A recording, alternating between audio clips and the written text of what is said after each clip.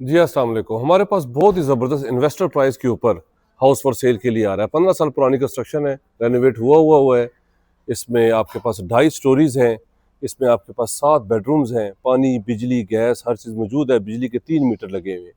वो सबसे best feature है इसका फ्रंट देखें, 1 कनाल से भी ज़्यादा है। 60 फुट 62 फुट इसका फ्रंट है। 272 वाला मरला है।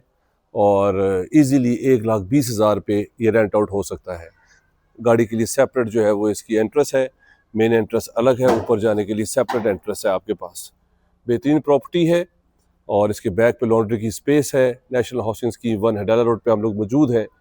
1,90,00,000 इसकी डिमांड है और 1,20,000 रुपया रेंट इसका आ रहा है। इन्वेस्टर्स के लिए बहुत ही सुनहरी मौका है, ये प्रॉपर्टी बाय कर लें। कोई भी अगर चाहता है कि इसको फ्यूचर इन्वेस्टमेंट करना चाहता है तो उनके लिए बेस्ट ऑप्शन है। सदर से 10-12 मिनट के रास्ते के ऊपर है। और गली देखें आप, 25 फुट है। अंडरग्राउंड सीवरेज है। बेहतरीन फीचर्स है। अगर आप इस तरह की प्रॉपर्टी में इंटरेस्टेड है, मेरे नंबर पे कॉल कर लें, चैनल को सब्सक्राइब कर लें। उसमें हमने इस गाड़ी की पूरी इन्फॉर्मेशन शेयर की हुई है। Thank you very much.